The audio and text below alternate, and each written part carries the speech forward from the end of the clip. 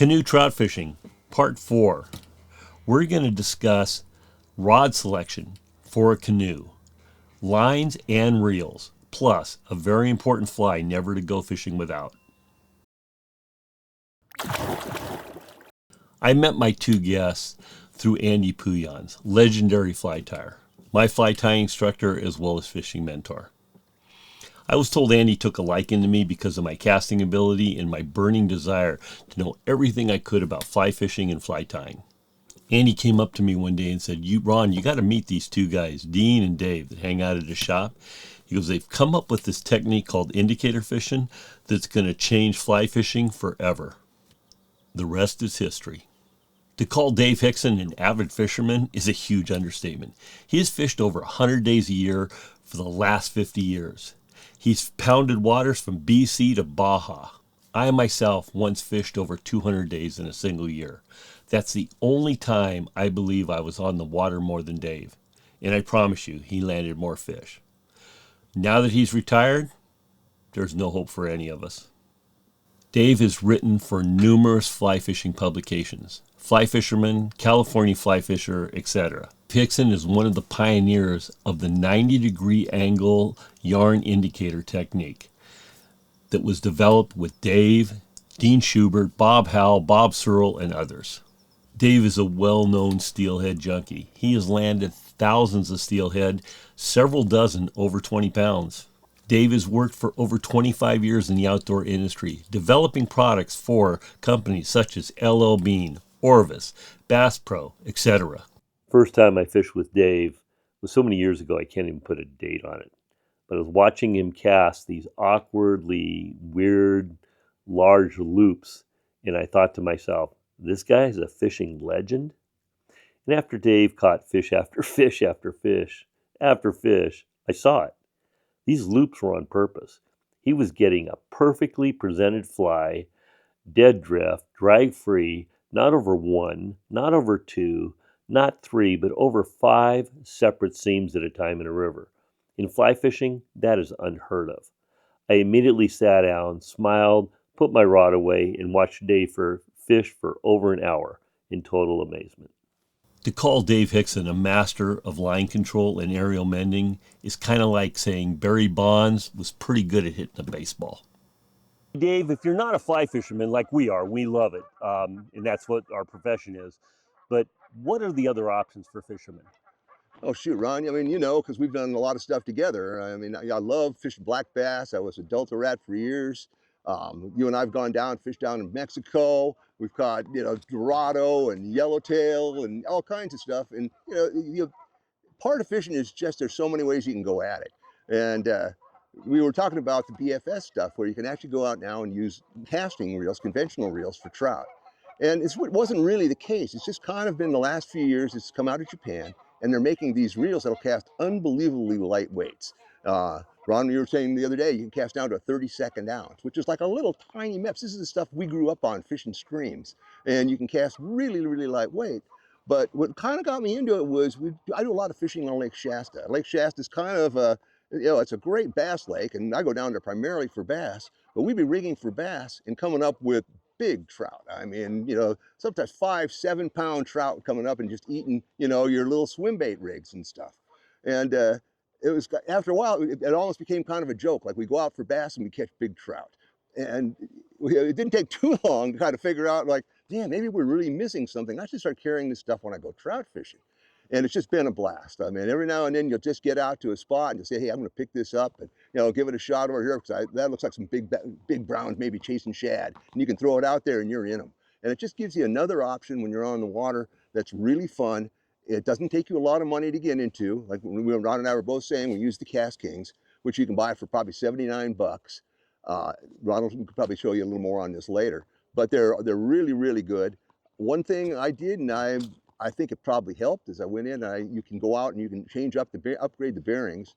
I'm not sure it's necessary. Most of the guys I read afterwards said, nah, bearings on these Cast Kings are pretty good right out of the block.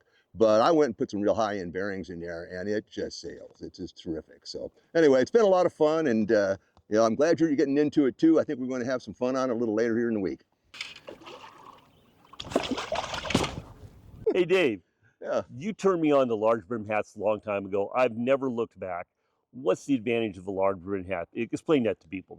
Well, outside just keeping your head out of the sun, which is pretty good, and I don't feel fancy had skin cancer on your ears, so not always a good thing. You want to cover up and keep the sun off your head. But probably the number one thing is, as a fly fisherman, you're out with your buddies, and a lot of these rigs are hard to tell. These people are getting more and more into things like the tungsten bead heads, and boy, you ever get hit with one of those, you know it. And as you know, and now it's multiple indicators, or an indicator with multiple flies and things are flying around, and you got to protect your eyes. So that's probably my number one thing, is just safety in a boat. But that's actually not what got me into it in the first place. And I used to do an awful lot of like sight fishing for steelhead. And I'd walk out, I'd have a ball cap on or nothing on, and I'd be walking around like this with my hands, trying to shade out the I sun. see that all the time. Yeah, exactly. And you see people all the time doing that. And yeah, you can get out and you can wear like a ball cap, and it'll give you that brim, and it does keep the sun off your eyes and off your glasses to a degree. But the wide brim, all the way around, unlike a ball cap, you don't get that ambient light coming in on the side, and it's just a lot easier on your eyes during the day. You'll see more fish a little safer. What the heck? I mean, wear a big hat.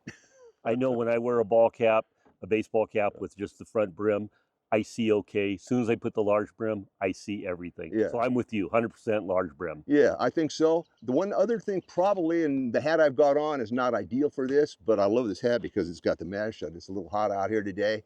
In the winter I might fish one that's maybe better suited to kind of cold weather and that kind of thing. But what you really are looking for, and you can actually go in and even do it, like guys come in, you see even baseball players take felt pen and darken under the hat. But you want to have a brim ideally that's dark. This is dark enough. But if you had a really dark brim hat, I think that's the other thing I'd tend to look for if I was looking for an all-around hat. Hey Dave, this is my cold weather hat. It's there you go. Felt. Yeah, felt perfect. Nice brim and dark underneath. So cold weather, that's it. There you go. If you save a lot of money on tippet, it can get expensive with the tippets. You've got another avenue for anglers that can save them a boatload of money and they can buy more flies. What is that? Oh, well, I started doing this quite a few years back. I did a lot of steelhead fishing for a number of years up in BC and on the Umpqua and other rivers. And it was pretty common to use a long tippet below your indicator, for example, in a day. And you're using 8-foot, 6-foot lengths, 10-foot lengths sometimes, and you could really burn up a spool, like a little 30-meter spool, maybe to last you 2 or 3 days. So it's like, I'm not a rich guy. I tried to fit and being a little bit of a, miserly maybe. Started looking around for some alternatives. And started using, initially I used Seaguar, which was a fluorocarbon line that is designed for people using fin gear and conventional gear. Found it to be totally strong, really good, and their fluoro is about you get 200 yards for maybe $22, which is a great price. It's a whole lot better because you can get 30 meters of a really high-end fluoro right now for about $22. So it's the difference between 30 meters and 200 meters for the same price. Yeah, exactly. That's 200 yards. Or 200 yards, excuse me. But nonetheless, it's a whole lot more line, which is really nice. And so I wind up buying tippet maybe every 2 or 3 years instead of mini spools a season, which is good. So lately I started kind of just messing around with some different stuff, and I noticed they had some bass tournaments down here at one of our local lakes, Shasta. And I noticed all the pros were using one called Sunline. And I'm thinking, well, boy, there must be something with all these pros out there, because they're fishing for big bucks. I mean, it's we're out here for fun, but this is big money for these guys, and they're all using the Sunline. I thought I'd give it a try. So I picked up some 4-pound, and I like it a lot. It's a little more supple than the Seaguar. It seems to have great knot strength, which is really good. And I immediately became enamored of it. But the cool thing is I went on and started looking online. And unlike most lines that are made for spinning or for conventional gear, they come 2-pound, 4-pound, 6-pound, 8-pound, and it really doesn't match up well with what we're used to in fly tippet. But Sunline, if you look online, I bought mine on eBay. But the cool thing is they actually have 3-pound, 3.5-pound, 4-pound, 5-pound. You're kidding me. Yeah, I've never heard of that. All these tippet lines that are in between, and you get exactly what you want. You get stuff that is just lines up with the 7X, the 6X, the 5X, right down the line. I tend to use a lot of their 4-pound, which is 5X. It's all around. The 5-pound is just killer on streamers. It's really strong. I think I mean, unless you're fishing steelhead on the swing on some big river or anything. But I think for most guys streamer fishing, you'd probably find their 5-pounders all you need. So yeah, it's a great way to save money. You know, buy it once and good for 3 years, and you're ready to go. There you go. There you go. There you go. There you go now. Yeah, just that little boy. Come on, come here. There's a net right by you. That's all right. Let's just reach down and unplug this little bit. I thought we were barbless if you could do that. That fish was totally released right there.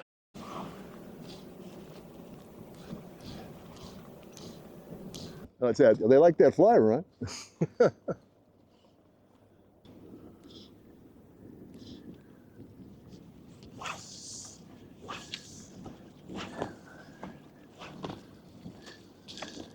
That's a nice cast if I can just get it going. Dude. Arrgh.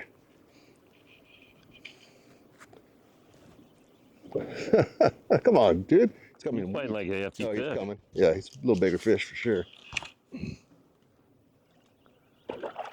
Not a lot bigger, but enough.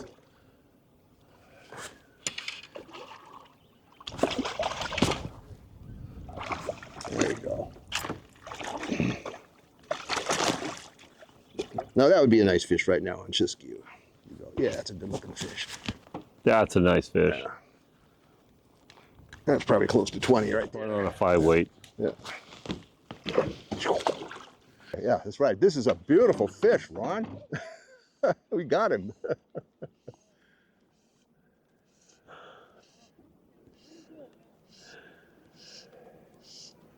Let's see this boy. Dave, that's like the 5th fish in a row. Yeah, Holy mackerel. not too bad. Here he Let's see if we can comes. see him here with the, There we go. look at that. Yeah. Now we're talking, Ron. There we go. You got a net somewhere? Yeah, and that's right by your feet. Okay. Where's the net? Ah. That net? That's not big enough, Ron. Yeah, it is. That's a great net. Trust me. I built that. Oh, he'll fit. He's not as big as I thought. Here we go. Oh, that'll Nice hold like a- fish. Oh. There you go. There we go. Look at That's that. nice fish there. Well, we'll take him. Swim away, fish. Thank you, Dave.